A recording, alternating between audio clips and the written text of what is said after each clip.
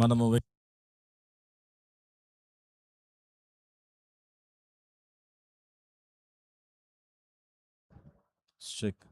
మన వ్యక్తిగతంగా చేసిన ప్రతి ప్రార్థన దేవుడు ఆలకించి ఆమేనని ఆయనే మనల్ని సరిచేసి ఇప్పుడు వాక్యాన్ని వినబోతుండగా వాక్యం ద్వారా ప్రభు మనల్ని సరిచేసి ఇంకా ఏవైతే మన అంతరంగంలో ఉన్నాయి వాటన్నిటిని ఆయనే సరిచేసి తన రూపంలోనికి మారుస్తూ బల్లకి మనందరినీ సిద్ధపరుస్తున్నందుకు విశ్వాసంతో స్తోత్రాలు చెల్లిద్దాం. స్తోత్రం స్తోత్రం స్తోత్రం స్తోత్రం స్తోత్రం స్తోత్రం స్తోత్రం. యేసు నామములో మా స్తుతులు విజ్ఞాపనలకు సమర్పిస్తున్నాం మా తండ్రి. ఆమేన్. అందరం కూర్చుందామండి.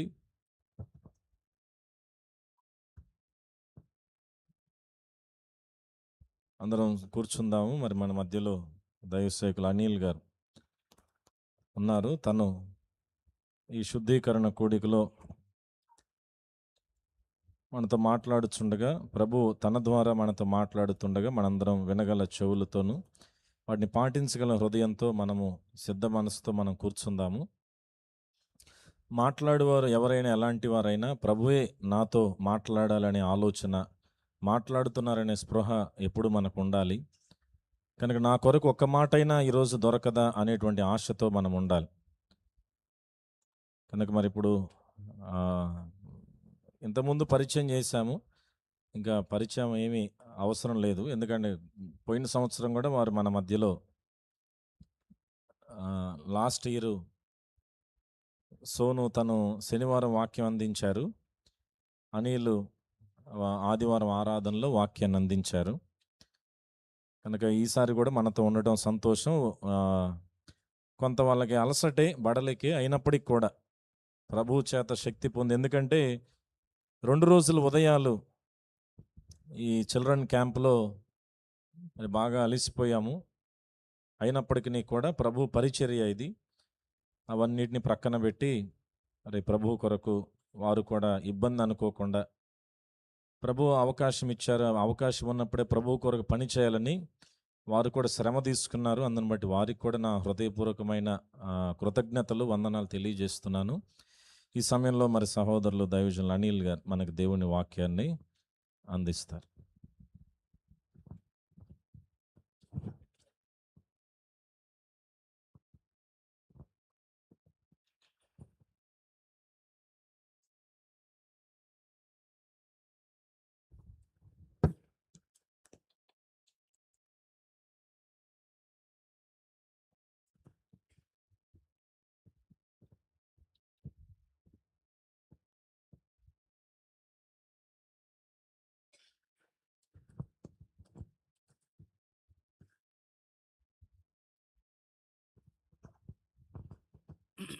హల్లెలూయా హల్లెలూయా. దేవుని నామానికి వందనాలండి. ప్రభు మరి సాయంకాల సమయంలో మనందరినీ ఈ శుద్ధీకరణ కూడికి ఆహ్వానించి నిర్ణయించిన విధానాన్ని బట్టి మన 2 చేతుల పైకి దేవునికి స్తోత్రాలు చెల్లిద్దాం. హల్లెలూయా హల్లెలూయా.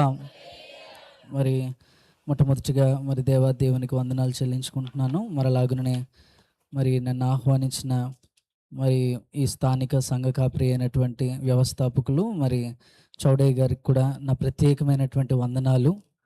అలాగే మా స్నేహితులు మరి మాతో సహసేవకులైన మరి జాషువా గారికి కూడా వచ్చిన ప్రతిసారి మమ్మల్ని ఏదో విధంగా పరిచర్యలో వాడుకోవాలన్న స్వహృదయం మరి వారికి దేవుడు ఇవ్వటం చాలా యోగ్యంగా మరి నేను భావిస్తున్నాను. మరి దాన్ని బట్టి నేను ఎంతగానో ఆనందిస్తున్నాను.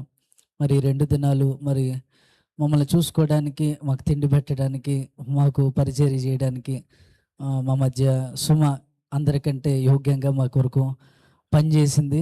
మరి పాస్టర్ గారిని బట్టి నేను ఎంతగానో ఆనందిస్తున్నాను. రండి మనం దేవుని వాక్యాన్ని చదువుదాం.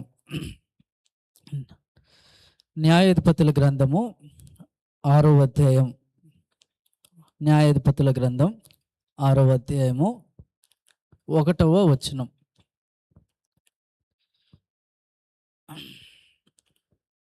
న్యాయాధిపతుల గ్రంథం 6వ అధ్యాయము 1వ వచనం.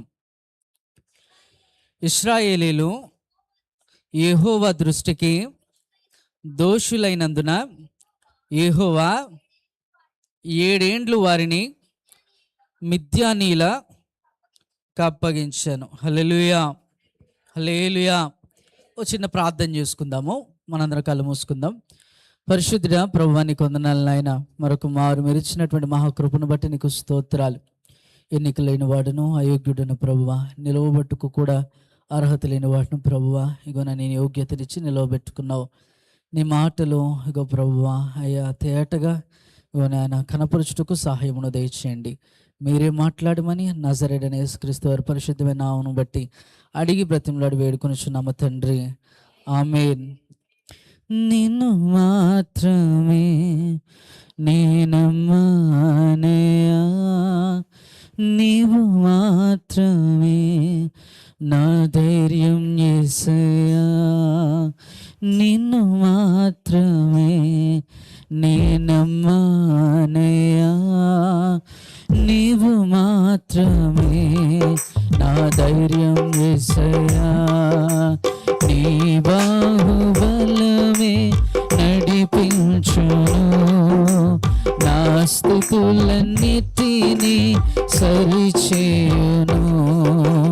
నీ బాహుబలమే నడిపించును, నా స్థితులన్నిటినీ సరిచేయును.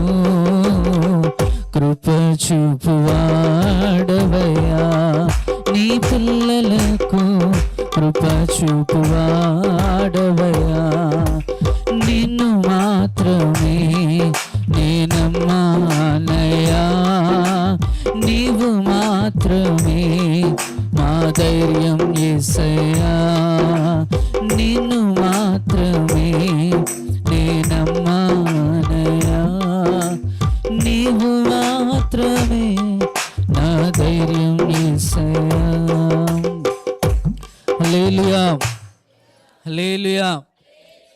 మరి ముందు 2 రోజులు కూడా మనకు VBS జరిగింది. ఎంతమంది తెలుసు?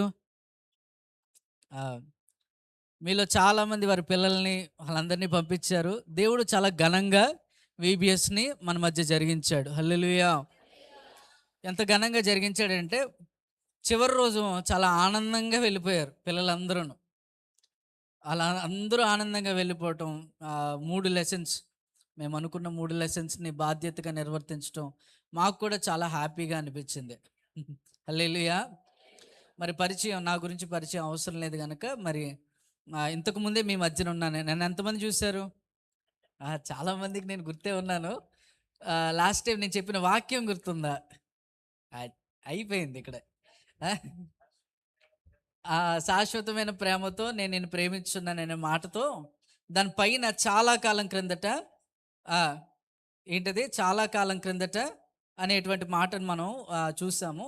యెహోవా వాక్కు ప్రత్యక్షమైందనే మాట మనం చూసాం.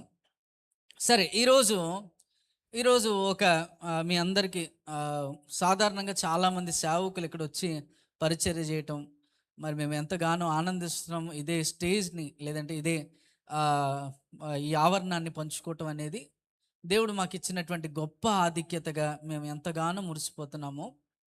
మరి దేవుడు ఈరోజు కొన్ని మాటలు మనతో మాట్లాడతాడా లేదా? నిజంగానే మాట్లాడతాడా? కాబట్టి ఒకవేళ మాట్లాడితే మనం ఏమైనా ప్రిపేర్ అవ్వాలంటే, ఎప్పుడైనా దేవుని సన్నిధికి వచ్చే ముందు ప్రభువా నాతో మాట్లాడు ప్రభువా అని అడిగి సిద్ధపడితే ప్రభు అంట అప్పుడు మనతో ఏదైనా మాట నొచ్చుకుంటా ఉంటుంటే ప్రభు మనల్ని సరి చేస్తున్నట్లుగా లెక్క. అసలు అడగకుండానే నిన్ను ఎవరైనా ఏదైనా ఇలా ప్రసంగికుడు మాట్లాడుతూ ఏదైనా నీకు నొచ్చుకుంది అని అంటే నీకు దేవునికి ఎడబాటు కలిగిందని లెక్క. ఓకే, అర్థమైందా? అడిగి సిద్ధపడినప్పుడు దేవుడు నీతో మాట్లాడితే దేవుడు నీకేదో నేర్పిస్తున్నాడని లెక్క.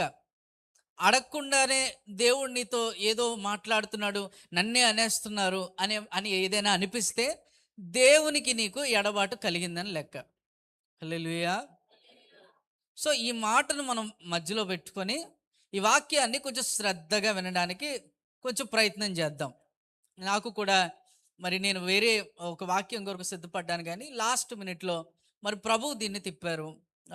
కొంచెం గాబరాగా నేను చదివాను, కానీ ఇంతకుముందు చాలాసార్లు మా సంఘంలో కూడా దీన్ని పంచుకున్నాను. చూడండి మొదటి వచనం ఎలా ఉంది? ఇశ్రాయేలీయులు యెహోవా దృష్టికి దోషులైనందున యెహోవా 7 ఏండ్లు వారిని మిద్యానీయులకు అప్పగించెను. ఆ, ఇశ్రాయేల్ని ఎవరికి అప్పగించాడట? మిద్యానీయులకు అప్పగించాడు. ఎన్ని సంవత్సరాలు? 7 ఏండ్లు అప్పగించాడు. ఎందుకట? ఎందుకు?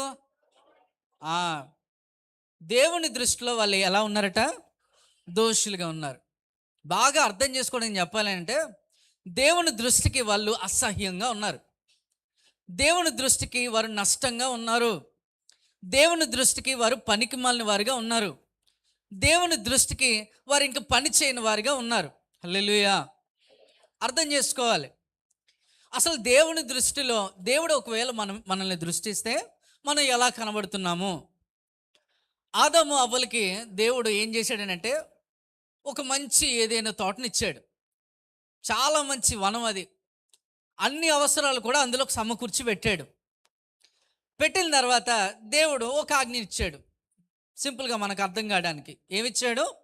ఒక చెట్టుని చూపించి ఆ చెట్టు కాచినటువంటి పండ్లను తినద్దు అన్నాడు. ఇది ఆజ్ఞ. సరే, అయిపోయిన తర్వాత వారికి ఏం లేదట, వివస్త్రులు అంటే వస్త్రాలు లేనటువంటి వాళ్ళు. ఎప్పుడైతే సాతానుడు వచ్చి వాళ్ళని మభ్యపెట్టి ఆ దేవుని యొక్క మహిమను దొంగిలించే అంత ప్రయత్నం చేసిన తర్వాత, ఈ యొక్క ఆదాము అవ్వలకి సిగ్గు తెలిసి ఏం చేశారు? వస్త్రాలను కప్పుకున్నారు. దేవుడు అప్పుడు దాకా రాలా.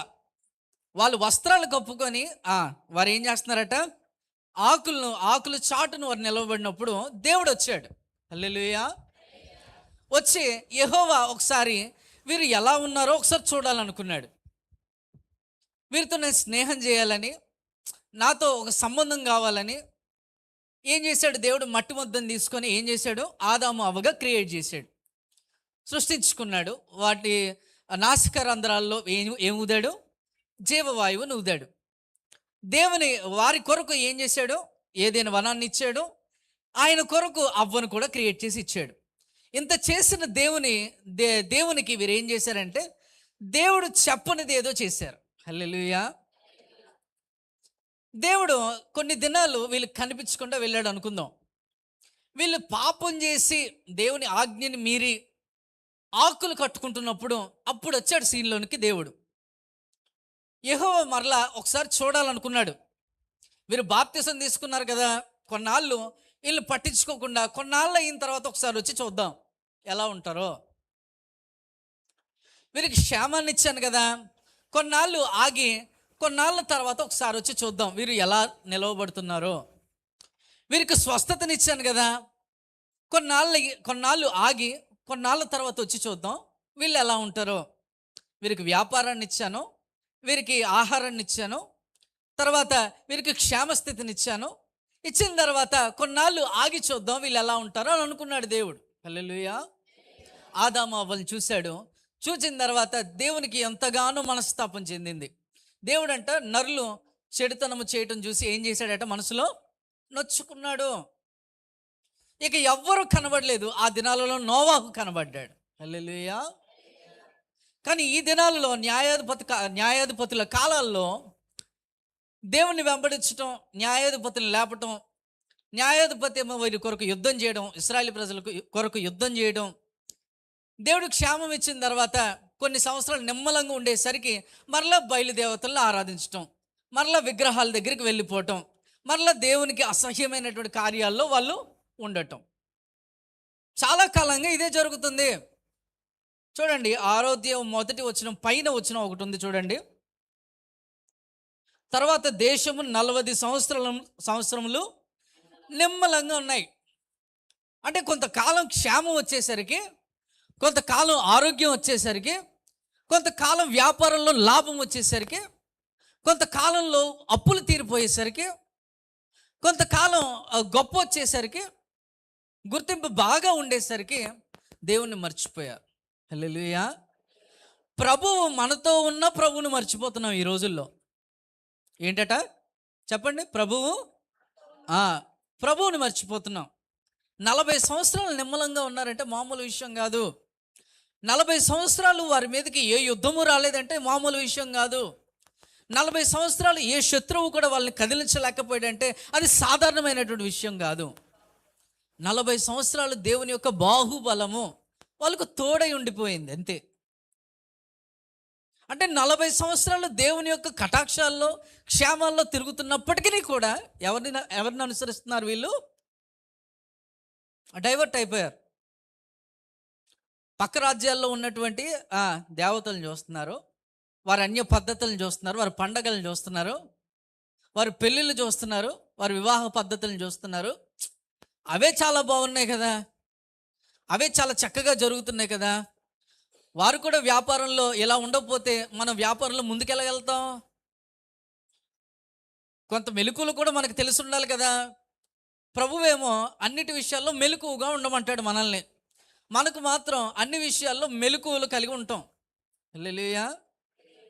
మనకు తెలిసినంత మెలకువలు ఎవ్వరికీ తెలియవు. ప్రభువుని ఎలాగైనా మలిచేయచ్చు అనుకుంటాం.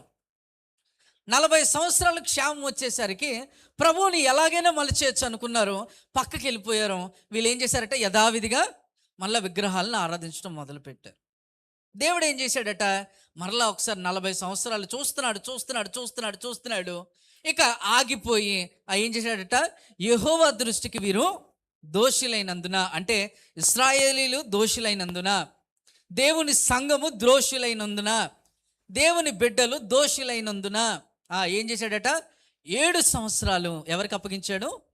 మిద్యానీయుల చేతికి ఇశ్రాయేలును అప్పగించాడు. దాని తర్వాత చదవండి.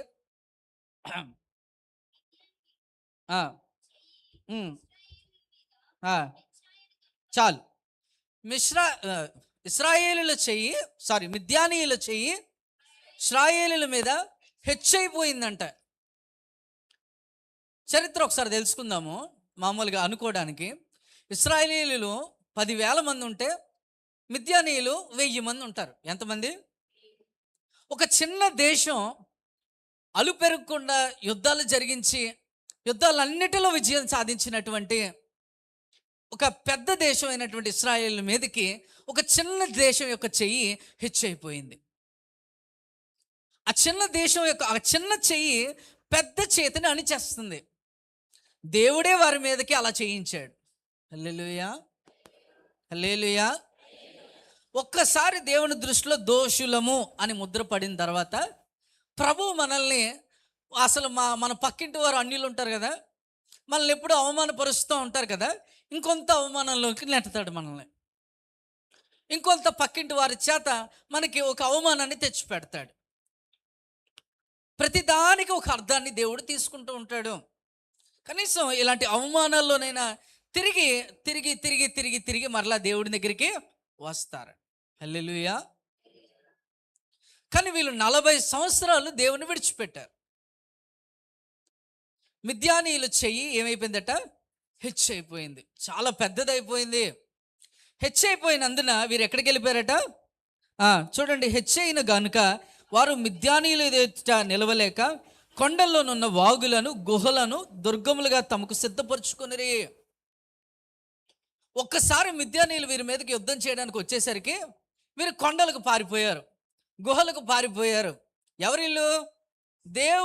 దేవుని ఆకాశంలో ఆ యొక్క మేఘస్తంభం వచ్చి అగ్నిస్తంభం నిలిపినటువంటి ఆ దేవుని కింద ఉన్నటువంటి జనులు ఎక్కడికి వెళ్ళిపోయారు?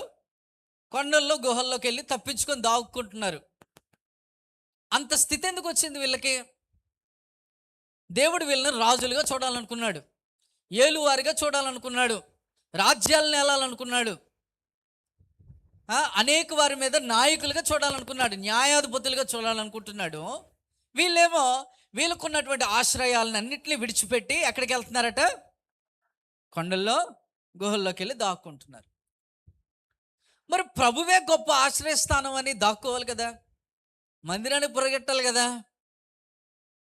చాలాసార్లు మనకి ఏదైనా వస్తే మొట్టమొదటిగా అనారోగ్యం వచ్చింది అనుకోండి, మొట్టమొదటిగా మనం చేసేటువంటి పని చక్కగా వెళ్ళి హాస్పిటల్కో లేదంటే మాత్రం మింగుతాను తప్ప, మింగాలి, హాస్పిటల్కి వెళ్ళాలి, నేను దానికి విరోధమైన వాడిని కాదు.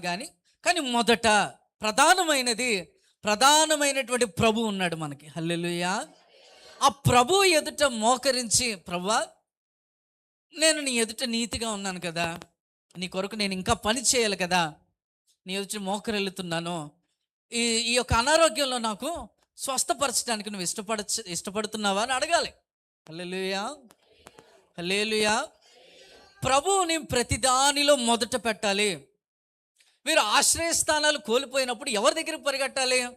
దేవుడు గొప్ప ఆశ్రయ దుర్గంగా ఈయనకి ఉన్నాడు. ఎన్నేళ్ళు? కొన్ని వందల సంవత్సరాలు. వీళ్ళ పితరులందరూ దేవుణ్ణి ఆశ్రయించిన వారే. ఎన్నో కథలు వీరందరూ వింటున్నారు, కానీ వీళ్ళకి ఏం రావట్లేదంటే దేవుని మీద ఉన్నటువంటి విశ్వాసం లేదు. ఇంక వాళ్ళు ఏమనుకున్నారంటే 40 సంవత్సరాలు దేవుడు నిమ్మలపరిచిన తర్వాత మనం వేరే దేవతల్ని మనం ఆరాధించాం కదా, ఇప్పుడు మాత్రం దేవుని దగ్గరికి వెళ్ళిపోతే ప్రభు మనల్ని ఒప్పేసుకుంటాడేంటి అని ఒక సాతానుడి యొక్క స్వరాను వీళ్ళ చెవుల్లో వినబడిందేమో. మరి ఈ రాత్రి నేను తప్పు చేశాను, రేపు ఆరాధన చేసినప్పుడు నేను చేతులు ఎత్తేటప్పుడు సాతానుడు వస్తాడు, వచ్చి రాత్రే కదా తప్పు చేసావు, మరి ఇప్పుడు ఎలా ఆరాధనలో చేతులు ఎత్తగలుగుతున్నావు? ఇంట్లో గొడవ ఆడుకుని వచ్చావు భార్యాభర్తలంగా, ఇద్దరికి పెద్ద గొడవ అయింది, కానీ ఆరాధనలో మాత్రం చాలా బాగా ఆరాధిస్తారు. అలా ఆరాధిస్తున్నప్పుడు ఒక స్వరం ఖచ్చితంగా వినబడుతుంది. ఇంట్లో గొడవాడారు, ఇంట్లో గొల్లు చేసుకున్నారు, కానీ ఆరాధనలో చేతులు ఎత్తుతుంటే వెంటనే మనం ఏమైపోతాం? బలహీనపడిపోతాం. కానీ ఆ స్వరాన్ని దాటి గనక ప్రభు పాదాలను పట్టుకోగలిగితే ప్రభు దేనినైనా తిప్పడానికి ఇష్టపడతాడు. హల్లెలూయా. నీ పాపం ఎంత కాలందైనా కానీ ప్రభు ఒక క్షణంలో దాన్ని ఏం చేయగలడు? క్షమించడానికి ఇష్టపడతాడు. హల్లెలూయా, హల్లెలూయా. ప్రభువుకి అసాధ్యమైనది ఏదీ లేదు. పాపం విషయంలో ఆయన ఎప్పుడు కూడా లేట్ చేయడు. మీరు పరిగెట్టాల్సింది ప్రభు పాదాల దగ్గరికి, కానీ పరిగెట్టింది ఎక్కడికట? కొండల్లోకి, గుహల్లోకి. అవి ఆశ్రయస్థానాలు అనుకున్నారు వీళ్ళు. అక్కడికి వెళ్తే ఎవడు రాడు అనుకున్నారు. కానీ దాని తర్వాత చూడండి, మొదటగా వారి ఆశ్రయస్థానాలు పోయాయి, రెండవదిగా వారి ఆహార సంపదలు కూడా పోయాయి. మొదటిగా ఏం పోయాయి? ఆశ్రయ స్థానాలు వాళ్ళు కోల్పోయారు. రెండవదిగా ఆహార సంపదలు పోయాయి. వీరేమో పంట పండించుకున్నారట, విత్తనాలు చల్లారట. వీళ్ళు విత్తనాలు చల్లిన తర్వాత ఏమైందట? చూడండి, అక్కడ ఉంటుంది.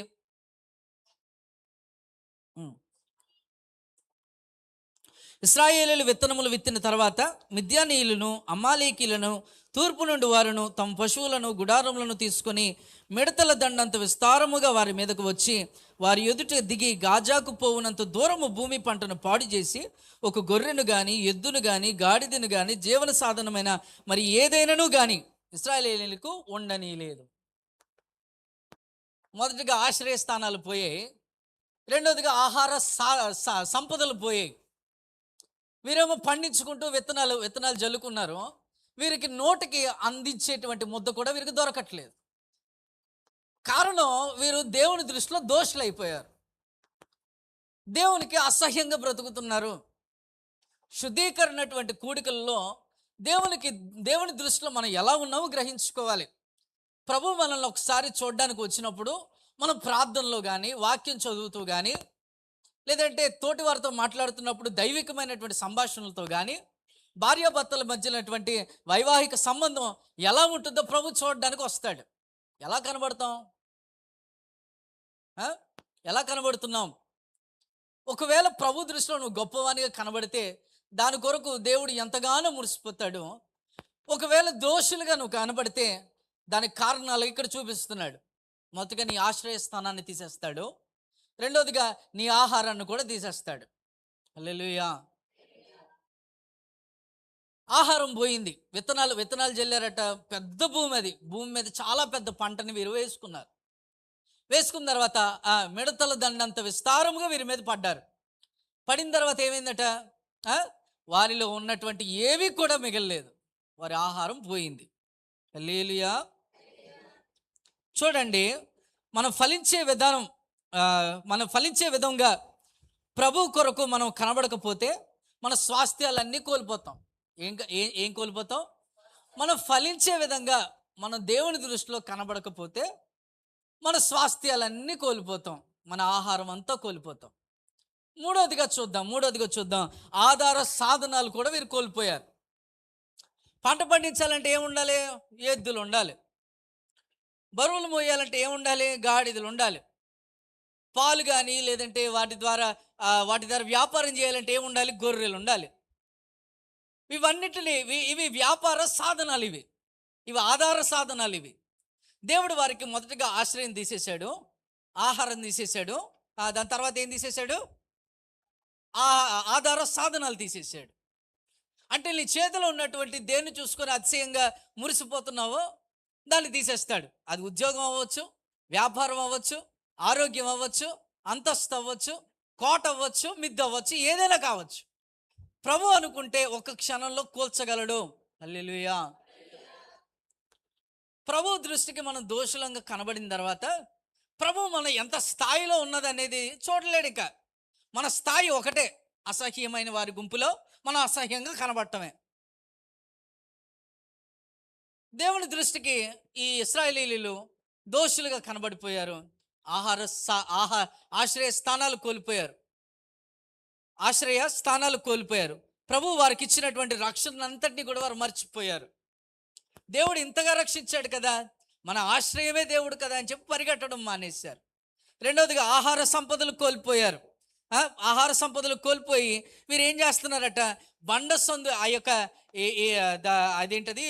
యొక్క విత్తనాలన్నీ విత్తిన తర్వాత వారి ఆహారం అంతా పోయిన తర్వాత ఇంకా అలా ఉండిపోయారు అంతే. మూడవదిగా ఆధార సాధనాలు కోల్పోయారు. ఫలించే విధంగా వాళ్ళు ఫలించలేకపోయారు. కాబట్టి వాళ్ళ ఫలములను కూడా దేవుడు లాగేసుకున్నాడు. ఆధార సాధనాలన్నీ కోల్పోయాయి. అప్పుడు ఒక్క మాటను వాళ్ళు పలికారు. చూడండి, ఒక మాటను చూడండి. ఆ కిందన 7వ వచనం, మిద్యానీయుల వలన 6వ వచనం, దేశం పాడు చేయుటకు వారి దానిలోనికి వచ్చిరి. ఇశ్రాయేలు మిద్యానీయుల వలన మిక్కిలి హీనదశకు వచ్చినప్పుడు వారు యెహోవాకు మొర్రపెట్టారు. అంటే చివరి దశలో దేవుడు గుర్తొస్తాడు అంతే. ఆహారం ఉన్నప్పుడు దేవుడు గుర్తురాడు, బాగా మంచిగా బాగా జరుగుతుంది వ్యాపారం అన్నప్పుడు దేవుడు గుర్తురాడు, మందిరం గుర్తురాదు, మందిని యొక్క ప్రాధాన్యత గుర్తురాదు, ప్రభువే ప్రధానం అవ్వడు. కానీ అన్నీ పోయాక మాత్రం, అమ్మో ప్రభువా నువ్వు చాలా ప్రధానమైనడు, నువ్వు తప్ప నాకు ఎవరున్నారు ప్రభువా, నువ్వే చేయలేకపోతే మరి నేనైనా ఏం చేయగలను, ఈ మాటలన్నీ వస్తాయి అప్పుడు. మరి ముందు ఏమైంది మనకి? ప్రభు చాలా చక్కగా మిమ్మల్ని పెంచుకుంటూ వచ్చాడు కదా, తరచుగా మీకు క్షేమాన్ని తీసుకుంటూ వచ్చాడు కదా, కుటుంబానికి వివాహం జరిగించాడు, పిల్లలను పుట్టించాడు, నువ్వు అడిగిన ప్రతి దాన్ని ఇవ్వడానికి ఇష్టపడ్డాడు, నీకు సేవకుల్ని ఇచ్చాడు, సహకారాలు ఇస్తున్నాడు, వాక్యాలు చెప్పడానికి ఇలాంటి సేవకుల్ని ఇస్తున్నాడు, బోధన మంచిగా జరుగుతూ ఉంది, ప్రతిసారి మనకి ఇలాంటి శుద్ధీకరణ కూడికలు జరుగుతూ ఉంటున్నాయి, ప్రతి విధమైనటువంటి అవసరతలన్నీ కూడా మందిరంలో చేకూర్చబడుతున్నాయి. కానీ ప్రభువు దగ్గర మన స్థానం ఏముంది అని అంటే, మనం అసహ్యమైనటువంటి స్థానం. హల్లెలూయా. అర్థం చేసుకోవాలి. వారు హీన దశకు వచ్చినప్పుడు దేవునికి మొర్ర పెట్టారు. ఏం చేశారు? మొర్ర పెట్టారు. చాలాసార్లు మనం అంతే కదా, హీన దశ, ఇక చివరి అవకాశం దేవుడికి ఇచ్చేసేయాలి. చివరి రూపాయి ఏదైనా ఉంటే అది దేవుని మందిరంలో పడేయాలి. అదే అంతెందుకు, ఇంత ఇస్తే సరిపోద్ది. కయ్యని హేబేలు ఉన్నారు. కయ్యను అర్పణ అర్పించబడలేదు, లేదంటే దేవునికి ఇష్టకరంగా లేదు. హేబేలు అర్పణ ఏమైంది? ఇష్టంగా మారిపోయింది. కయ్యను ప్రతిరోజు తెస్తున్నాడు. 10 రోజులు అనుకుందాం. మొదటి రోజు దేవుడు వచ్చాడు, చూశాడు, కానీ మళ్ళీ రాలా. 10వ రోజున వచ్చాడు అనుకుందాం. హేబేలు కూడా అంతే, మొదటి రోజు చేశాడు, 10 రోజులు అలాగే చేస్తూనే ఉన్నాడు. 5 రోజులు వచ్చేసరికి కయ్యన్లో ఒక సందేహం మొదలైపోయింది. ఏ దేవుడు వస్తాడు, దాన్ని దహించుడు చేయడు, అర్పణ అంగీకరిస్తున్నాడు లేదో తెలియదు, కాబట్టి నేనేం చేస్తాను, పంటలో కొంత తెస్తాను. ముందు చాలా మంచి పంటను తెచ్చాడేమో, కానీ అందులో ఏమనుంది, పంటలో కొంతని తెచ్చాడు అంతే. 5 రోజులు బాగా తెచ్చాడు. నెక్స్ట్ 5 రోజులు మాత్రం పంటలో ఒక 100% పంట అయితే అందులో ఒక 2% పంటను తీసుకుని వచ్చి అలా పడేసేవాడు అంటే దేవునికి. అది బాగుందో లేదో కూడా చూసేవాడు కాదు కయ్యను. కానీ హేబేలు మాత్రం మొదటి నుంచి చివరి దాకా తన శ్రేష్టమైన అర్పణను కొనసాగించాడు. అసలు దేవుడు హేబేలు యొక్క అర్పణను అంగీకరించడానికి కారణం బైబిల్లోనే రాయబడింది. కయ్యను తెచ్చినటువంటి అర్పణకి క్వాలిటీస్ లేవు, కొంత తెచ్చి పెట్టాడు అంతే. కానీ హేబేలు అర్పణకి క్వాలిటీస్ ఉన్నాయి. ఏంటా క్వాలిటీ? తొలుచూలు పుట్టినది, క్రొవ్వినది ఉన్నదట. అది బాగా బలిష్టంగా ఉంది. మొట్టమొదటిది ఇచ్చాడు దేవునికి. హల్లెలూయా. ప్రభు దానిని చూశాడు. కొంత ఇచ్చేస్తే సరిపోద్ది అనుకున్నాడా హేబేలు? దేవుడు రావట్లేదు కదా, పర్వాలేదులే, నేను కూడా ఏదైనా ఇస్తే సరిపోద్ది అనుకున్నాడా? 10వ రోజున దేవుడు వచ్చాడు.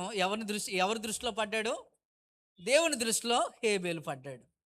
దేవుడు అర్పణను అంగీకరించాడు. హల్లెలూయా, హల్లెలూయా. హీన దశకు వచ్చేసరికి దేవుడు గుర్తొచ్చేసాడు. అప్పుడు దేవుడు వారితో నేరుగా మాట్లాడకుండా ఎవరిని పంపుతున్నాడు? ఒక ప్రవక్తను పంపాడని రాశాడు. ఏం చేశాడు? చాలాసార్లు మనం పాపం చేసినప్పుడు, యోగ్యంగా దేవుని కొరకు బ్రతకనప్పుడు, మనకి దేవునికి మధ్యన ప్రతినిధిగా ఉన్న సేవకుని మనకి పంపిస్తాడు. హల్లెలూయా, హల్లెలూయా. మనకి దేవునికి ఎడబాటు కలిగినప్పుడే దేవుని సేవకుని నిర్ణయాలు మన మీద వస్తున్నాయని అర్థం చేసుకోవాలి. నువ్వు ఆయన్ని అర్థం చేసుకోలేవని, ఆయన మాటలను వినట్లేదని దేవుని సేవకుని నీకు నాయకునిగా పెట్టేసి వెళ్ళిపోయాడు దేవుడు, అంతే. మనం వినాల్సిందే. హల్లెలూయా. ప్రవక్తను పంపించాడు. ప్రవక్త పంపించిన తర్వాత ప్రవక్త ప్రతిదాన్ని వివరించాడు. అయినను మీరు వినకపోయిరి అని మాటను పలికాడు. ఇశ్రాయేలీయులు దేవుని దృష్టిలో ఎలా ఉన్నారట? దోషులుగా ఉన్నారు. ఇది కథ. ఇక్కడ దాకా ఈ కథ జరుగుతూ ఉంది. యెహోవా దూత నెక్స్ట్ సీన్లో అసలు ఇశ్రాయేలు కొరకు ఎవడైనా క్షేమం చేయడానికి ఎవడైనా ఉన్నాడా అని చూస్తున్నాడు. చూడండి 11వ వచనం చూడండి. యెహోవా దూత వచ్చి అబీయెజ్రీయుడైన యోవాషునకు కలిగిన ఒఫ్రాలోని మస్తకి వృక్షం క్రింద కూర్చుండెను. చాలు. అక్కడే ఎందుకు కూర్చోవాలి? యెహోవా దూత వచ్చి ఒక వృక్షం కింద కూర్చున్నాడు. అసలు ఇంతమంది దేవుడి దృష్టికి దోషులై ఉన్నారు కదా, దేవుడు కూడా అసలు అవకాశం నిలిచి ఉందని ప్రకటించేశాడు. హల్లెలూయా, హల్లెలూయా.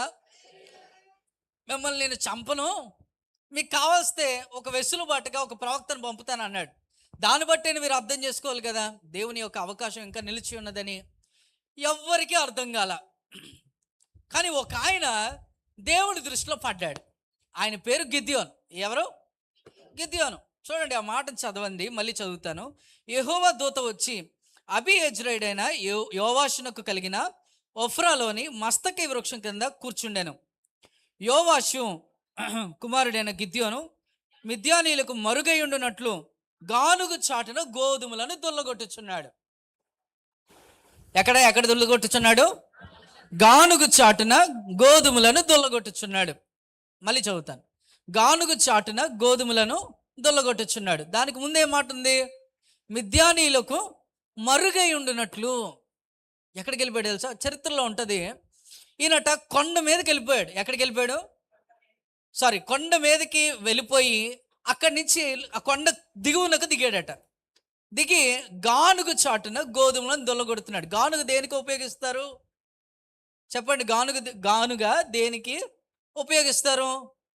నూనెని ఆడించడానికి. ఒకవేళ నూనె అంతా అక్కడ ఉంది, దొల్లగొడుతున్నాడు. ఏం దొల్లగొడుతున్నాడు? గోధుమలు దొల్లగొడుతున్నాడు. అసలు పంట అంతా నాశనం చేస్తే ఈయన చేతిలో గోధుమలు ఎట్టొచ్చాయి? ఆలోచించారు ఎప్పుడైనా? వీళ్ళు విత్తనాలు వేసిన వెంటనే దాన్ని అంతా దున్నేసుకుంటూ వెళ్ళిపోతున్నారు మిద్యానీయులు. పంటను చూసి ప్రతి దానిని తొక్కేసుకుంటూ వెళ్ళిపోతున్నారు మిద్యానీయులు. వారికి ఉంటున్నటువంటి ఆధార సాధనాలు అయినటువంటి గొర్రెలను, మేకలను, లేదంటే ఆ ఎద్దులన్నింటినీ చంపేసుకుంటూ వెళ్ళిపోయారు. మరి పంట ఎక్కడి నుంచి వచ్చింది? గిద్యోను ఒక్కడే కొన్నాళ్ళను బట్టి గానుగు చాటున ఏం పండిస్తున్నాడు? గోధుమలను పండిస్తూ వాటిని దుల్లగొడుతూ, వాటిని ఇశ్రాయేలుల క్షేమం కొరకు, ఆహారం కొరకు పరాక్రమం కలిగినటువంటి బలాఢ్యుడైనటువంటి గిద్యోను వారికి అందిస్తున్నాడు. హల్లెలూయా, హల్లెలూయా. ఆ కాలంలో గోధుమలు దొల్లగొట్టాలంటే ఇప్పుడులా ఫ్యానులు లేవు, మిషన్లు లేవు. వారు దొల్లగొట్టడానికి కొండ మీదకి వెళ్ళి ఆ కొండ మీద వచ్చేటువంటి గాలికి ఆ గోధుమల్ని ఎగరేసినప్పుడు పొట్టు వేరైపోయి గోధుమలు పడేవి. హల్లెలూయా. కానీ ఇప్పుడు మనోడు ఎక్కడికి వెళ్ళాడు? కొండ దిగువ ప్రాంతానికి వెళ్ళిపోయి అసలు సంబంధమే లేనటువంటి ఒక గానుగు చాటుకు వెళ్ళిపోయి అక్కడ గోధుమలు దొల్లగొడుతున్నాడు. ఎవరికి మరుగై ఉండాలని? ఒకవేళ గోధుమలు దొల్లగొట్టడం మిద్యానీయులు చూస్తే ఏం చేస్తారో? గోధుమలు తీసుకెళ్ళిపోవటమో ఆ పంట నాశనం చేయడమో చేస్తారు. సో అప్పుడు యెహోవా దూత చూసి ఏమంటుందో చూడండి. యెహోవా దూత అతనికి కనబడి పరాక్రమం కలిగినటువంటి బలాఢ్యుడా. ఎందుకు అంత మాట పలికేశాడు? అంత మాట యెహోవా దూత గిద్యోను మీద ఎందుకు అంత మాట పలికేశాడు? ఇప్పుడు ఇంతకుముందు దేవుని దృష్టిలో ఇశ్రాయేలు దోషులుగా కనబడితే దేవుని దృష్టికి గిద్యోను దాసుడిగా కనబడ్డాడు. హల్లెలూయా, హల్లెలూయా. ఇక ఈ దాసుడు కరెక్ట్ అనుకున్నాడు. ఎందుకు కరెక్ట్ అనుకున్నాడు అని అంటే ఇశ్రాయేలుల క్షేమం గురించి ఆలోచించాడు.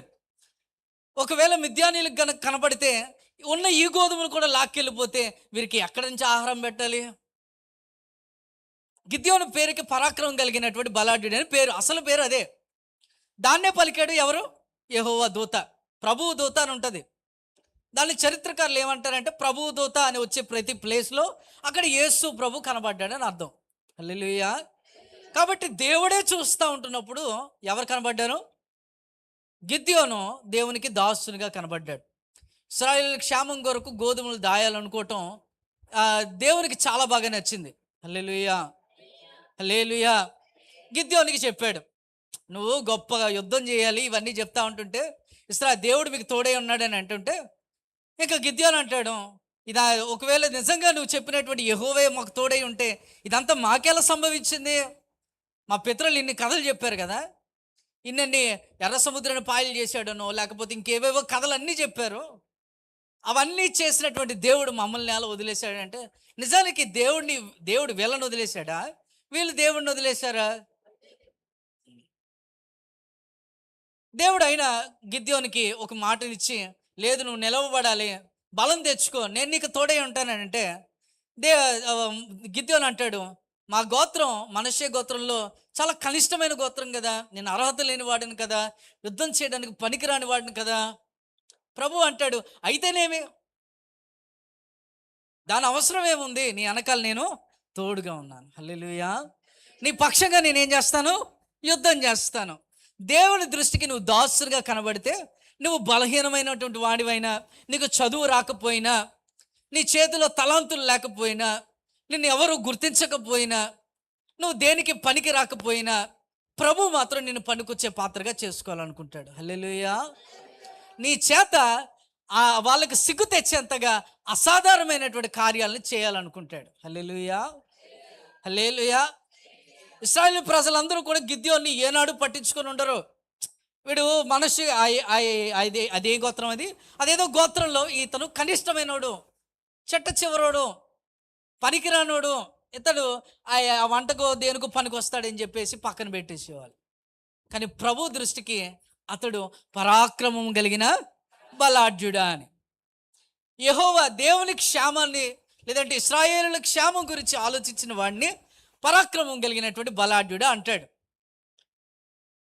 లేదంటే దేవుని ప్రజల యొక్క రక్షణ కొరకు ఆలోచించగలిగితే నన్ను దేవుడు పరాక్రమం కలిగిన బలాఢ్యుడు అంటాడు. హల్లెలూయా. నువ్వు సువార్త చేసి వీరు రక్షించబడకపోతే ఎలా? వీరు మరణానికి వెళ్ళిపోతే ఎలా? వీరు నరకంలో పడిపోతారు, వీళ్ళు బిడ్డలు బాగోలేరు, వీరికి నేను ఏదైనా చెప్పాలి, లేదంటే వీరు నరకాగ్నికి పాత్రలు అయిపోతారు, నా పక్కింటి వారు దేవుణ్ణి తెలుసుకోవాలి, నశించిపోయిన దాన్ని నేను వెతికి రక్షించాలి అని అనుకున్న వాణిని దేవుడు ఏమని పిలుస్తున్నాడు? పరాక్రమం కలిగిన బలాఢ్యుడు అని పిలుస్తున్నాడు. క్షేమాన్ని గనక నువ్వు ఆలోచించగలిగితే దేవుడు నేను పరాక్రమం కలిగిన బలాఢ్యుడు అని పిలుస్తాడు.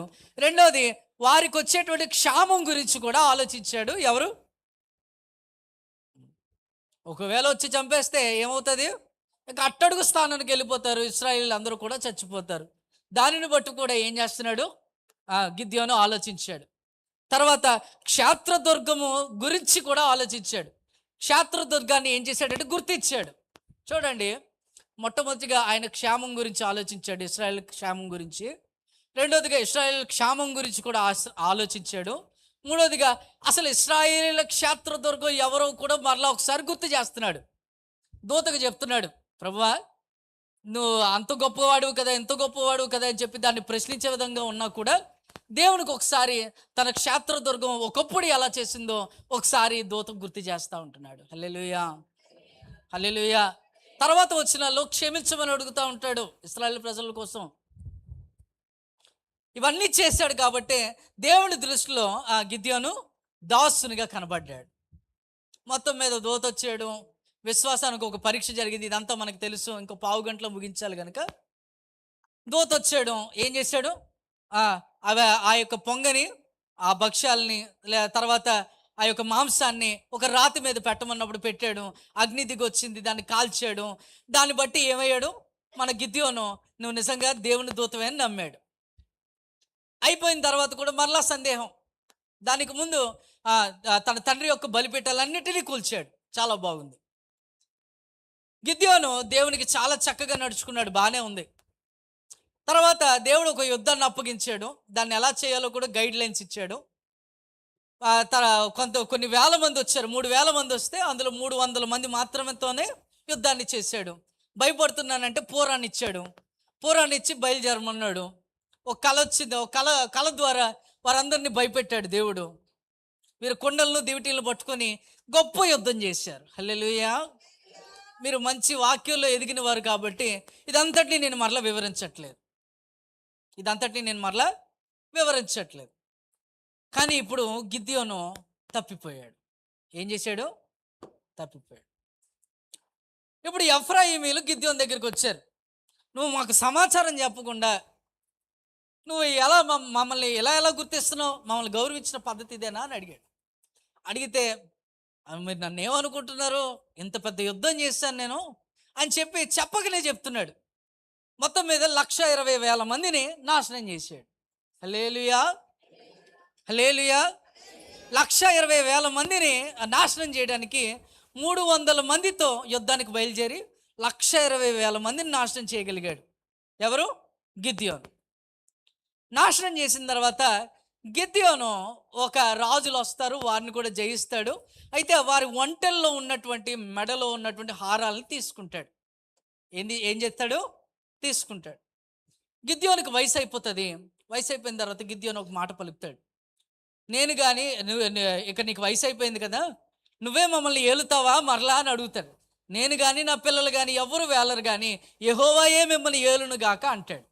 అక్కడి దాకా గిద్యోను చాలా మంచోడు, ఇశ్రాయేలుల కంటే మంచోడు. ఇశ్రాయేలుకి ఒక సిగ్గులాగా ఈ యొక్క చిన్న గోత్రం నుంచి వచ్చినటువంటి గిద్యోన్ని దేవుడు నిలబెట్టుకొని గొప్ప కార్యం చేశాడు. హల్లెలూయా, హల్లెలూయా. తర్వాత ఒక యుద్ధం చేసిన తర్వాత ఆ రాజుల దగ్గర ఉన్నటువంటి ఆ యొక్క బంగారం అంతటిని తెమ్మని చెప్పాడు. మనం యుద్ధం చేశాం కదా, ఇక మీకు ఏదైనా ఉండాలని చెప్పి బంగారం అంతటిని మీరు తీసుకొని రండి. మీ దగ్గర ఎంత బంగారం ఉందో అదంతటిని తీసుకొని రండి. మీ దగ్గర ఎంత వెండి ఉందో అదంతటిని తీసుకొని రండి అని చెప్పి ఆ బంగారాన్ని, వెండిని అంతటిని కరిగించి బంగారు ఎఫోదుని తయారు చేశాడు. బంగారు యాజకుని వస్త్రాన్ని తయారు చేశాడు. ఏం చేశాడు, అది 22 కేజీలట. తయారు చేసి దాన్ని ఆ యొక్క ఇశ్రాయేలు యొక్క దేశంలో ఒక గవిని దగ్గర పెట్టాడు. పెట్టిన తర్వాత వారందరూ దాన్ని చూస్తూ ఉంటున్నారు. అసలు ఎందుకు పెట్టాడు ఇదంతా అని ఆలోచన చేస్తే, ఎఫ్రాయిమీయులు ఇలా వచ్చి అడిగారు కదా, దానిని జీర్ణించుకోలేక ఏం చేశాడంటే, అప్పట్లో ఎఫ్రాయిమీలు ఉన్న చోటనే షీలోహు ఉండేది. షీలోహులో ఏముండేది, దేవుని మందిరం ఉండేది. దేవుని మందిరంలో ఎవరుంటారు, యాజకులు ఉంటారు. ఎఫ్రాయిమీలు అడిగినటువంటి క్వశ్చన్ కరెక్టే. అసలు యాజకులకు నువ్వు సమాచారం ఇవ్వకుండా నువ్వు చేసిన పని ఏంటిది ఇది? హల్లెలూయా, హల్లెలూయా. యాజకులకు సమాచారం అందించకుండా నువ్వు చేసిన పని ఎట్టిది అనేది ఇక్కడ దృష్టాంతం. కానీ దాన్ని ఏం చేశాడంటే మన గిద్యోను, అసలు వాళ్ళ దగ్గర దేవుడు ఎక్కడున్నాడు? నాకు దేవుడు 300 మందితో విజయాన్ని ఇచ్చాడు, ప్రభువు దూత నాతో మాట్లాడాడు, కాబట్టి నా దగ్గరే దేవుడు ఉన్నాడని చెప్పి ఏం చేశాడంటే వారికి మారుగా దేవుని యొక్క లేదంటే యాజకుని యొక్క ఏఫోదును తయారు చేయించుకొని అక్కడ ఉంచాడు. ఉంచి పెట్టి ఏం చేశాడనంటే ఇక్కడ దేవుడు ఉన్నాడని చెప్పి అందరికీ ప్రకటించాడు. హల్లెలూయా. దేవుడు ప్రతిష్ఠించబడిన దానిలోనే ఉంటాడు తప్ప నువ్వు ప్రతిష్ఠించిన దానిలో ఉండడు. అది జ్ఞాపకం చేసుకోవాలి. హల్లెలూయా. దేవుని మందిరంలో నువ్వు దేనికైనా రావాలి. నీకు ఒకవేళ ఆరోగ్యం బాగోపోతే దేవుని మందిరంలోకి రావాలి, దేవుని సేవకుని అడగాలి, కానీ ఎవరో టీవీ స్పీకర్ను కాదు. కొన్ని వాక్యాలు బాగా చెప్తే నాలంటోడి దగ్గరికి వెళ్ళకూడదు. దేవుని నియమాలు అవి. హల్లెలూయా, హల్లెలూయా. కాబట్టి షీలోహులో ఉన్నటువంటి ఆ దేవుని యొక్క యాజకుని వస్త్రానికి మారుగా ఇంకొక యాజక వస్త్రాన్ని బంగారంతో దాన్ని తయారు చేసి ఆ సమాజంలో పెట్టాడు. ఇలాగా ఆ చివరి మాటలు చదువుకొని మనం ముగించుకుందాం. చూడండి, 8వ అధ్యాయం 26వ వచనం. మిద్యాను రాజుల ఒంటి మీదనున్నటువంటి చంద్రహారములను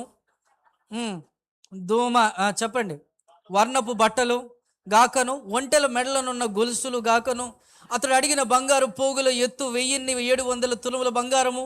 గిద్యోను దానితో ఒక ఏఫోదును చేయించుకొని తన పట్టణమైన యొఫ్రాలో దాన్ని ఉంచెను. కావున ఇశ్రాయేలులందరూ అక్కడికి పోయి దాన్ని అనుసరించి వ్యభిచారులు అయిపోయారు. దేవుడు ఏమని పిలుస్తున్నాడు వాళ్ళని? ఎవరైతే వాళ్ళు దానిని అనుసరిస్తున్నారో వాళ్ళు వ్యభిచారులు అన్నాడు. మోషే కొండ దిగిన తర్వాత వారు దేవుడే లేడని చెప్పి ఒక దూడం చేసుకున్నట్లుగా మా దగ్గర వఫ్రాలో కూడా ఒక దేవుని మందిరం కట్టుకొని లేదంటే దేవుని యొక్క ఒక వస్తువుని తయారు చేసుకొని ఇక్కడ దేవుడు ఉన్నాడని చెప్పుకుంటున్నారు. అంతే. అర్థమవుతుందా ఇది? వెంటనే దేవుడు వారందరినీ ఎలాగైతే మోషే కాలంలో వారిని ఎలాగైతే వ్యభిచారులు అన్నాడో వీళ్ళను కూడా వ్యభిచారులు అన్నాడు. వీరట ఇక వ్యభిచారులు అయిపోయారట. దాని తర్వాత చదవండి. దాని తర్వాత అది గిద్యోనుకును అతని ఇంటి వారికి ఉరిగా నుండెను. మిద్యానీయులు ఇశ్రాయేలు ఎదుట అనపబడి అటు తర్వాత తనలను ఎత్తుకుని లేక గిద్యోను దినములో దేశము 40 సంవత్సరం నెమ్మలంగా ఉంది. మళ్ళీ మొదటిగా వచ్చింది ఇది. బంగారు ఏఫోదును చేయించారు. గిద్యోనులో అత్యయం మొదలైపోయింది. దేవుని మహిమను ఈ యొక్క ఏఫోదు, బంగారు ఏఫోదు దొంగలించేసింది. హల్లెలూయా, హల్లెలూయా. చాలాసార్లు మనం కూడా అంతే, నేను చెప్పాను కాబట్టి ఇది జరిగింది అంటే ప్రభు కార్యాన్ని నువ్వు ముందు పెట్టవు. నేను చేశాను కాబట్టి వీళ్ళకి ఉద్యోగం దొరికింది, కానీ ప్రభు కదా ఇచ్చింది అదంతా కూడా. ప్రభు మహిమను ఇక్కడ ఎవరు దొంగలించారు? గిద్యోను దొంగలించాడు. గిద్యోను అనుసరించిన వారందరూ కూడా దొంగలించి షీలోహులో ఉన్నటువంటి దేవుడు ఇక్కడ కూడా ఉన్నాడని చెప్పారు. దాన్ని అనుసరించిన వారందరూ కూడా గిద్యోను ఉంటుండగానే, గిద్యోను లేనప్పుడు కాదు, గిద్యోను ఉంటుండగానే వారు ఏం చేస్తున్నారట? వ్యభిచారులు అయిపోయారు. దాది గిద్యోనుకును వారింటి వారికి ఊరిగానే ఉండాను. ఎవరి గిద్యోను? యేసు ప్రభువే దిగి వచ్చి, అంటే ప్రభు దూత అన్నాను కదా, యేసు ప్రభువే దిగి వచ్చి గిద్యోనుని పరాక్రమం కలిగినటువంటి బలాఢ్యుడు అన్నాడు. గిద్యోను క్షేమం గురించి ఆలోచించినటువంటి గిద్యోను, తర్వాత క్షమించమని అడిగినటువంటి గిద్యోను, క్షేత్రదుర్గాన్ని గుర్తు చేసుకుని ఆయన అనుసరించినటువంటి గిద్యోను, ఇప్పుడు ఆయనకు మారుగా ఇక్కడ ఒక బంగారు ఏఫోదును తయారు చేసుకొని ఇదే దేవుడు అనుకుంటున్నారు అందరూ. అలా వీరిని ఆ అనుసరణలో పెంచేశాడు. దేవుడు ఇంకా ఎక్కువగా నొచ్చేసుకున్నాడు. గిద్యోను తర్వాత చాలామంది భార్యలను చేసుకున్నాడట. తర్వాత దినాల్లో ఇశ్రాయేలులు కూడా గిద్యోనుని కనీసం మనిషిగా కూడా చూడలేదట. ఉపకారం అంతా మర్చిపోయారని రాయబడి ఉంటుంది అక్కడ. వారింటి వారికి ఏ ఉపకారమైనను చేయకుండా ఉండిపోయారట. గిద్యోను ఎంత ఉపకారం చేశాడు ఇశ్రాయేలు ప్రజలకి. 300 మందితో ఏం చేశాడు? యుద్ధానికి బయలుదేరాడు. కానీ తనని వెనక్కి నెట్టేసినటువంటి ఒకే ఒక్క కారణం ఏంటట? అతిశయం. నువ్వు దేవుని దృష్టిలో గొప్ప దాసునిగా కనబడి గుర్తించబడచ్చు. కానీ ఒక్కసారి నీ హృదయంలో అతిశయం మొదలైతే ప్రభువు నిన్ను అట్టడుగు స్థానానికి తీసుకెళ్ళిపోతాడు. ఈ శుద్ధీకరణ కూడికల్లో నీ జీవితంలో ఉన్నటువంటి అతిశయాలన్నింటినీ కూడా తొలగించుకోవాలి. దేవుని కంటే నిన్ను నువ్వే ఎక్కువ చేసుకుంటున్నావా? దేవుని కంటే నీ పిల్లల్ని ఎక్కువగా చూసుకుంటున్నావా? దేవుని కంటే నీ వ్యాపారాన్ని ఎక్కువగా చూస్తున్నావా? వస్తువులను ఎక్కువగా చూస్తున్నావా? నీ విగ్రహాలను ఎక్కువగా చూస్తున్నావా? నీ వైవాహిక జీవితాన్ని చూసుకుని మురిసిపోతా ఉంటున్నావా? దేవుడు నీ కుటుంబాన్ని ఎలా కడతాడు? ప్రభు చేతులకు మన దేవుడి చేతులకి మన కుటుంబాన్ని మనం అప్పగించుకోగలిగితే ప్రభు గిద్యోనికి ఇచ్చినటువంటి సహకారాన్ని ఇస్తాడు. హల్లెలూయా, హల్లెలూయా. గిద్యోన్ని ఎంత చక్కగా నడిపించాడండి. అప్పటి వరకు 8వ అధ్యాయం వరకు నాకు భయం వేస్తుంది అని అంటే తోడుగా ఉన్నాను అన్నాడు. ఎలా యుద్ధం చేయాలంటే ప్రతి దాన్ని వివరించి చెప్పాడు. అయినా భయం వేస్తుందంటే పూర్ణ సహకారంగా ఇచ్చాడు. అసలు కత్తి తీయకుండా యుద్ధాన్ని జరిగించేశాడు దేవుడు. అంత గొప్ప స్థితిని బ్రతికినటువంటి గిద్యోని యొక్క హృదయంలో అతిశయం మొదలయ్యేసరికి దేవుని దృష్టిలో వ్యభిచారుడిగా కనబడ్డాడు. హల్లెలూయా. ఈరోజు దేవుడు ఆయన దృష్టిలో మనల్ని దేవుడు వ్యభిచారునిగా పోలిస్తే, మనల్ని ఒక దొంగగా పోలిస్తే, ఒక అవిధేయునిగా పోలిస్తే, వీడిక ఎంత చెప్పినా ఇంక తిరగడు. వారి ఇశ్రాయేలు ప్రజలు 40 సంవత్సరాలు దేవుని పాదాలు పట్టుకోలేదు. మనము అంతే. మనం కొంత క్షేమస్థితి వచ్చేసరికి దేవుని పాదాలను పట్టుకోవడం మర్చిపోతే ప్రభు మనల్ని మొదటగా వారిని ఎలా చూస్తాడో అలాగే చూస్తాడు. అసహ్యమైనటువంటి గుంపు ఒక గుంపు ఉంటుంది దేవుని దగ్గర, దేవునికి దూరంగా. ఆ గుంపులో నిన్ను కూడా పడేసి వీడి ఇంక అంతే, వీడిని చూస్తేనే నాకు వెక్కసంగా ఉంది, వీడిని చూస్తుంటే నాకు నోట్లో నుంచి ఆ ఉమ్ము వెయ్యాలని ఉంది, కుక్క చచ్చిపోతేనో ఎలుక చచ్చిపోతేనో ఆ కంపు భరించలేక నోట్లో విమిరినటువంటి ఆ జలాన్ని మనం ఏం చేస్తాం? చీ అని ఉమ్మేస్తాం. దేవుడు కూడా మనల్ని చీ అని ఉమ్మేస్తాడు అంతే. ఒక్కసారి అతిశయం మొదలైపోతే అది మన నుంచి వెళ్ళడం చాలా కష్టమైపోద్ది. బాగా అర్థం చేసుకోండి. ఇంతకుముందు దేవునికి దగ్గరగా బ్రతికావు కదా, ఏం జరిగినా నీ స్థితి కొంచెంగా ఉన్నప్పుడు ఏం జరిగినా దేవుని పాదాలే ఆశ్రయంగా పెట్టుకున్నావు కదా. ఆహారం కావాలంటే దేవుని చేతుల వైపు చూసావు, ఆధారం కావాలంటే దేవుని చేతుల వైపు చూసావు, ఆశ్రయం కావాలన్నా దేవుని చేతి వైపు చూసావు. ఈరోజు అన్ని సమస్తం కలిగిన తర్వాత, క్షేమంతో వచ్చిన తర్వాత దేవుని చేతుల వైపు చూడట్లేదు, కానీ నీ చేతుల్లో ఉన్నటువంటి డబ్బును చూసుకుంటున్నావు, నీ చేతుల్లో ఉన్నటువంటి ఫోన్ని చూసుకుంటున్నావు, నీ చేతుల్లో కలిగిన దాన్ని అంతటినీ చూసుకుని మురిసిపోతున్నావు. ఒకరోజు వస్తుంది, ఇక చివరి దినాల్లో మనం ఉన్నాము, యేసు ప్రభుని అంగీకరిస్తేనే చంపేస్తామంటున్నారు ఈ రోజుల్లో. మనం ఇంకే నిలబడతాం వాళ్ళ దగ్గర, హతసాక్షి అయిపోతామని పెద్ద పెద్ద మాటలు చెప్తాం, కానీ ఒక దెబ్బ కొడితే మాత్రం మన బలగం అంతా దిగి వచ్చేస్తుంది. ఏమండి, మన కుటుంబీకులందరూ వచ్చేస్తారు మన వెనకాల గొడవడానికి. పక్కింట్లో గొడవ అయితేనే మన వాళ్ళందరూ వెళ్ళిపోవడానికి సిద్ధపడిపోతారు. అంత పెద్ద అవమానాలని మహారాష్ట్ర, ఉత్తరప్రదేశ్ రాష్ట్రాల్లో సేవకులను బట్టలు విప్పి, ఈ మాట పలకడానికి కూడా నాకు చాలా బాధకరంగా ఉంది, బట్టలు విప్పి ఏం చేస్తున్నారట? రోడ్ల మీద నడిపిస్తున్నారు. ఎలా తట్టుకుంటున్నారండి అది? వారు దేవుడే వారికి అతిశయం, ఏం జరిగినా పర్వాలేదు, ప్రభుపై మేము ఆధారపడతాం. ప్రభువు వారిని ఉన్నతమైన వారిగా నిలవబెడతాడు. ఒకరోజు పరలోకంలోకి వెళ్ళేసరికి ఆ యొక్క 24 మంది పెద్దలకు ఇచ్చినటువంటి కిరీటాలు వీరికి కూడా ఇస్తాడు. జీవ కిరీటాన్ని దాచుతాడు.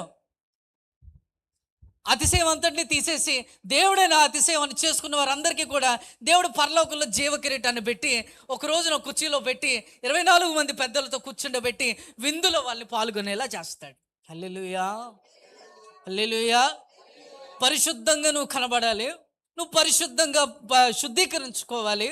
నువ్వు శుద్ధీకరించుకొని నీ మాలిన్యం అంతా కడుక్కున్న తర్వాతే ప్రభు బలలో చేతులు పెట్టాలి.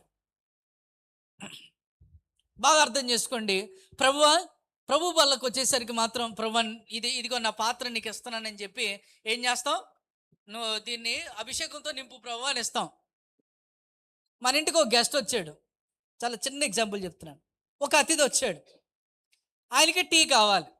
మనం అప్పుడే టీ తాగేసి గ్లాస్ ఉంచాం, అది సరిగ్గా కడగనట్టుగా ఉంది. ఆ పాత్రలోనే మళ్ళీ వేడి టీ పూసేస్తావు నువ్వు.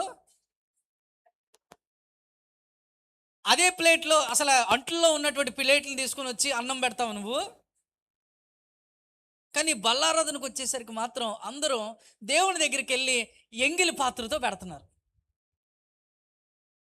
పెట్టి ప్రభు దీన్ని నింపమంటే దేవునికి అది ఎంత అసహ్యంగా కనబడుతుందండి. మన పాత్రను మనం కడుక్కుందాము. హల్లెలూయా. మన పాత్రను మనం శుద్ధీకరించుకుందాము. మన పాత్ర మన హృదయం అయితే హృదయంలో ఉన్నటువంటి మాలిన్యం అంతా తొలగించుకుందాము. ఇశ్రాయేలు తొలగించుకోలేకపోయారు. గిద్యోను కొంత మట్టుకు తొలగించుకొని చివరి దశకు వచ్చేసరికి తొలగించుకోలేకపోయాడు. మళ్ళా ఏదైతే తొలగించుకున్నాడో ఇంతకుముందు దాన్ని అంతా తీసుకుని వచ్చి హృదయంలో పెట్టుకున్నాడు. మళ్ళీ యథాస్థితి, మళ్ళీ ఇంకొక న్యాయాధిపతిని లేపాలి దేవుడు. నీ కొరకు ఎంతమందిని లేపాలి, ఎంతమంది సేవకులను తీసుకుని రావాలి, ఎంతమందితో నీ వాక్యాలు చెప్పించాలి. కానీ మన బ్రతుకులు మారకపోతే ఎంగిలి పాత్రలతోనే ప్రభు దగ్గరికి వెళ్తే ప్రభు దాన్ని చూసి ఎలా సంతోషపడతాడు. ఈ రాత్రి మనం అనుకోవాలి, ప్రభువా నా పాత్రని నేను కడుక్కుంటానయ్యా. నా పాత్ర నీ దగ్గర తీసుకొచ్చినప్పుడు అది ఎంగిలిగా ఇంకెన్నడూ కనబడదయ్యా. ఒకవేళ నా పాత్రను అంతటిని శుభ్రంగా చేసుకుంటే నువ్వు దాన్ని అభిషేకంతో నింపుతావా, ఆత్మ నడిపితో నింపుతావా? నా కుటుంబం కష్టాల్లో ఉంది, మరొక్కసారి దాన్ని సహాయంతో నింపుతావా? నీ పాత్రని ఖాళీగా పెట్టు దేవుని దగ్గర. ప్రభు దాన్ని అభిషేకంతోనో సహకారంతో నింపడానికి ఇష్టపడతాడు. హల్లెలూయా. మనందరం అలా చేద్దాం. అలా చేసిన తర్వాత ఈ శుద్ధీకరణ కూడికల్లో ఉన్నటువంటి అర్థాన్ని దేవుడు నీ జీవితంలో చూసి ఎంతగానో మురిసిపోయేలా మనం చేద్దాం. రండి మోకరిద్దాం, రండి మోకరిద్దాం, రండి మోకరిద్దాం, రండి మోకరిద్దాం.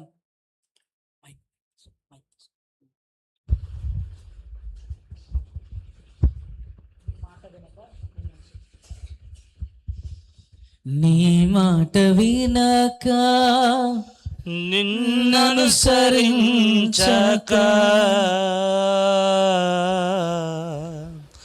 నీ మాట వినక నిన్ననుసరించక కీడును సమకూర్చుకొనినా మేలు చేయుట నాకు మానకుంటివే కీడును సమకూర్చుకొనినా మేలు చేయుట నాకు మానకుంటివే మితి లేని కనికరం నా మీద చూపితివే మితి లేని కనికరం నా మీద చూపితివే నా మంచి కాపరివి నీవే నాకున్న అతిశయము నీవే నా మంచి కాపరివి నీవే నాకున్న అతిశయము నీవే శాశ్వత ప్రేమతో నన్ను ప్రేమించుచున్నా వీడక నా ఎడలని కృప చూపుచున్నావు శాశ్వత ప్రేమతో నన్ను ప్రేమించుచున్నావు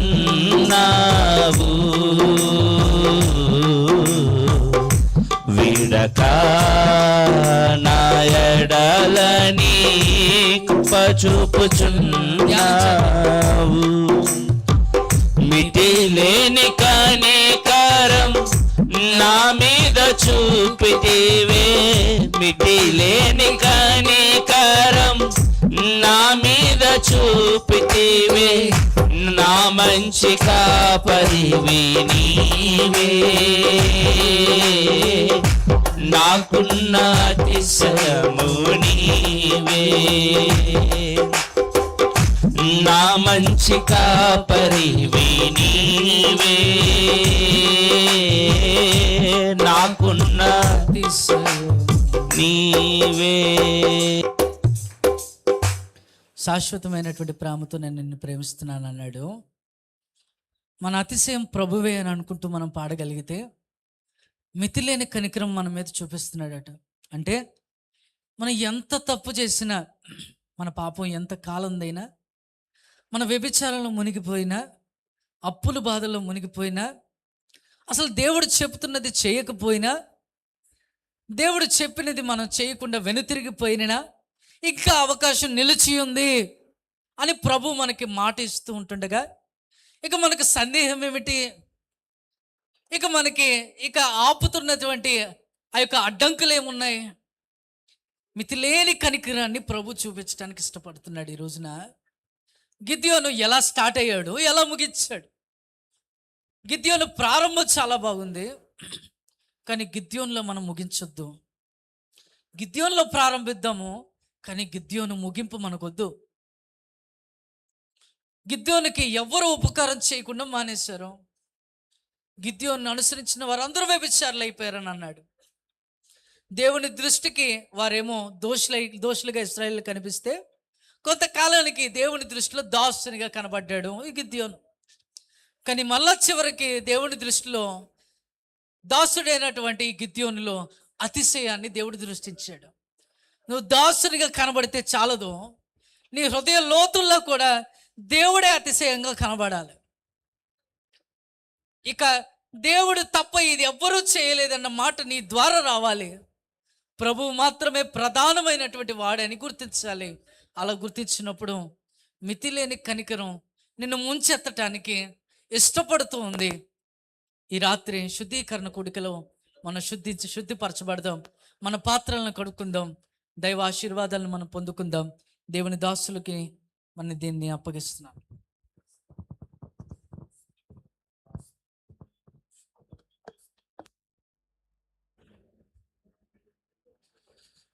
స్తోత్రం. పరిశుద్ధుడా, మహోన్నతుడైన మా తండ్రి, జీవము కలిగిన మా దేవా, మీకు వందనాలు, స్తోత్రాలు చెల్లిస్తూ ఉన్నాం ప్రభా. మరి నీ దాసులు మీరు నిలబెట్టుకొని మీరు మాతో వివరించిన మాటలన్నిటిని బట్టి నీకు స్తోత్రాలు ప్రభా. నాయన, నీ దృష్టిలో మేము ఎలా ఉంటున్నాము అనేది ఇది ఎంతో ప్రాముఖ్యం.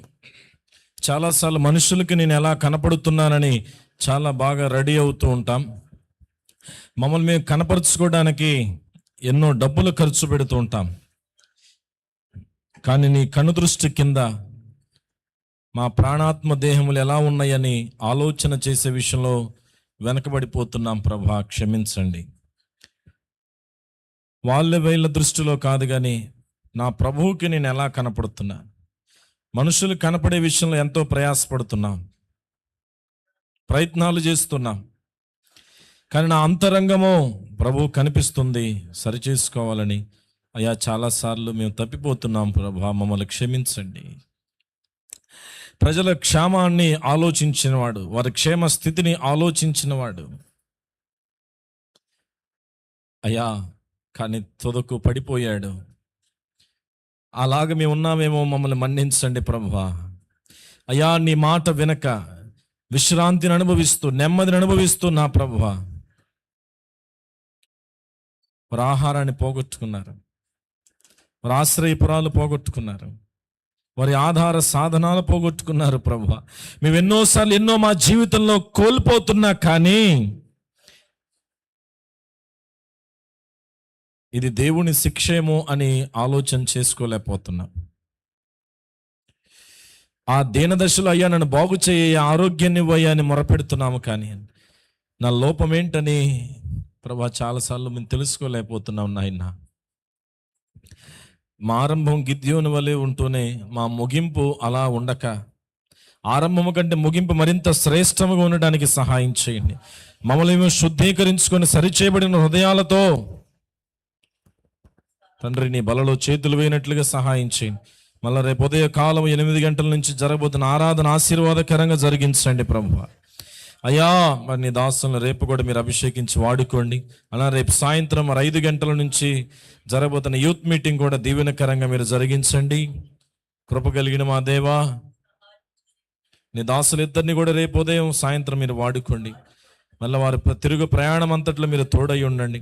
అయ్యా నిన్న కాలేబును గురించి ఈ రోజున గిద్యోను మా ఎదుట పెట్టి, ఇదిగో దేవుని ఎదుట మీరు ఎలా ఉన్నారు అని మమ్మల్ని ప్రశ్నిస్తుండగా ప్రార్థనాపూర్వకంగా మేము బలలో చేతులు వేయటకు సహాయం చేయండి. మరి ఇంకా నీ బిడ్డలై ప్రభా ఈ రాత్రి కూడి వచ్చిన అందరిని బట్టి నీ కృతజ్ఞతాస్తుతులు చెల్లిస్తూ మా ప్రియుడు రక్షకుడైన యేసయ్య నామములో ప్రార్థించి పొంది స్తుతిస్తున్నాం మా ప్రియ పరలోకపు తండ్రి, ఆమేన్. దేవుడు మనతో మాట్లాడి ఆయన బల్లకు సిద్ధపరుస్తూ మనల్ని సరిచేస్తున్నందుకు స్తోత్రాలు చెల్లిద్దాం. స్తోత్రం స్తోత్రం స్తోత్రం స్తోత్రం స్తోత్రం స్తోత్రం. మరి తన దాసులు ఇంకను తన జ్ఞానాత్మతో నింపి శక్తితో నింపి ఆయన ఆరోగ్యమును అనుగ్రహించి అనేక మంది దీవెనకరంగా వాడుకుంటున్నందుకు స్తోత్రాలు చెల్లిద్దాం. స్తోత్రం స్తోత్రం స్తోత్రం స్తోత్రం. మన తండ్రి అయిన దేవుని ప్రేమ, కుమారుడైన క్రీస్తు యేసు వారి కృప, పరిశుద్ధాత్మ దేవుని సన్నిధి సహవాసం కూడి వచ్చిన మనకును పరిశుద్ధులకు సదా తోడయుండి దీవించి నడిపించునుగాక. ఆమేన్. అందరికీ వందనాలు. మరి సెలవు తీసుకుందాం. రేపు ఉదయము వంట పరిచయం మరి వంట చేయడానికి వంట ఆయన ఉన్నారు, కానీ ఏదో మీరు ఏదైనా శుభ్రం చేయడానికి కానీ వాటికి పొద్దున్న ఒక గంట సేపు వస్తే ప్లేట్లు అవన్నీ కూడా సిద్ధపరచచ్చు. రేపు రొట్టె ఎవరైనా సిద్ధపరుస్తానంటే నాకు వచ్చి తెలియజేయండి. సెలవు తీసుకుందాం.